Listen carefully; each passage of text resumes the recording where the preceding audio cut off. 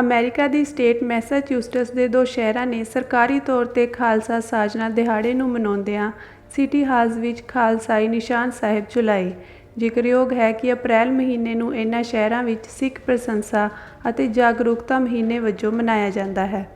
ਹੋਲਿਓਕ ਸ਼ਹਿਰ ਵਿੱਚ ਮੇਅਰ ਜੋਸ ਗਾਰਸ਼ੀਆ ਅਤੇ ਚਿਕੋਪੀ ਸ਼ਹਿਰ ਵਿੱਚ ਮੇਅਰ ਜੌਨ ਵਾਯੂ ਵੱਲੋਂ ਸਿੱਖ ਭਾਈਚਾਰੇ ਦੀ ਹਾਜ਼ਰੀ ਵਿੱਚ ਖਾਲਸਾਈ ਨਿਸ਼ਾਨ ਸਾਹਿਬ ਲਹਿਰਾਏ ਗਏ।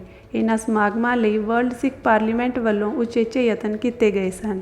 Simply I'll read it. Whereas Sikhism is the 5th largest independent ethnic religion founded by Guru Nanak in 1496, Sikhism currently has more than 50 million followers worldwide, known as Sikhs. And whereas Sikhs are from the Punjab region of South Asia and have been living in America for more than 125 years, they can be found in a variety of professions and serving our country in law enforcement and in the United States military. And whereas the Sikh flag, Nishan Sahib, represents all Sikh places of worship and other Sikh institutions symbolizing Sikh values. And whereas the Sikh flag is traced to the year of 1606, the time of Guru Hargobind, who hoisted a Nisan Sabab or a Sikh flag over the Akal Talat at the Armistar, Punjab, India, representing its Sikh values. I think I nailed that. Whereas hoisting the Sikh flag has a historical and symbolic significance, which recognizes the Sikhs are against any kind of tyranny or injustice, which gives a global message of courage to raise a voice against any oppression and depositions.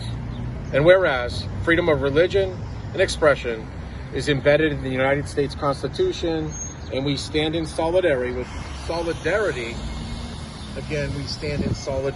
with the Sikh American efforts to bring light to historical events in Sikh history.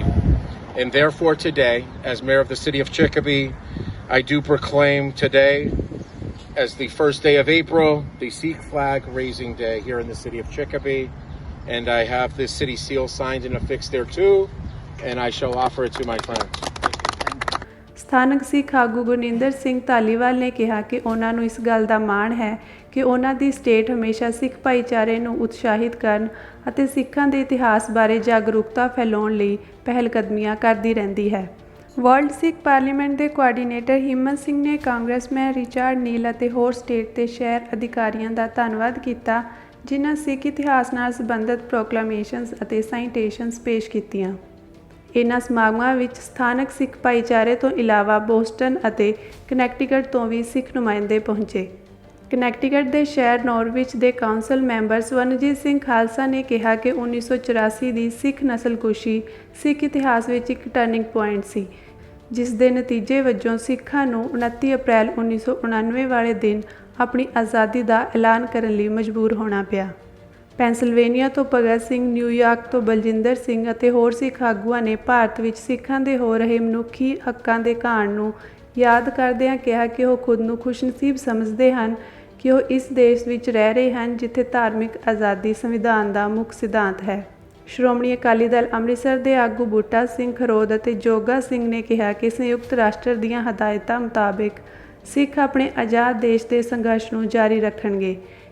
ਇੱਕ ਪਾਸੇ ਭਾਰਤ ਵਿੱਚ ਪੰਜਾਬ ਦੇ ਗੁਆਂਢੀ ਸੂਬੇ ਹਿਮਾਚਲ, ਦਿੱਲੀ ਅੰਦਰ ਸਿੱਖਾਂ ਦੇ ਨਿਸ਼ਾਨ ਸਾਹਿਬ ਦੀ ਬੇਅਦਬੀ ਦੀਆਂ ਵੀਡੀਓਜ਼ ਸਾਹਮਣੇ ਆਉਂਦੀਆਂ ਹਨ ਅਤੇ ਨਿਸ਼ਾਨ ਸਾਹਿਬ 'ਤੇ ਰੋਕਾਂ ਲਾ ਕੇ ਸਿੱਖ ਭਾਈਚਾਰੇ ਨੂੰ ਜ਼ਲੀਲ ਕੀਤਾ ਜਾਂਦਾ ਹੈ। ਦੂਜੇ ਪਾਸੇ ਅਮਰੀਕਾ, ਬਰਤਾਨੀਆ, ਕੈਨੇਡਾ ਅਤੇ ਹੋਰ ਵਿਦੇਸ਼ੀ ਮੁਲਕਾਂ ਵਿੱਚ ਸਿੱਖ ਨਿਸ਼ਾਨਾਂ ਅਤੇ ਸਿੱਖ ਭਾਈਚਾਰੇ ਦਾ ਲਗਾਤਾਰ ਸਤਿਕਾਰ ਵੱਧ ਰਿਹਾ ਹੈ।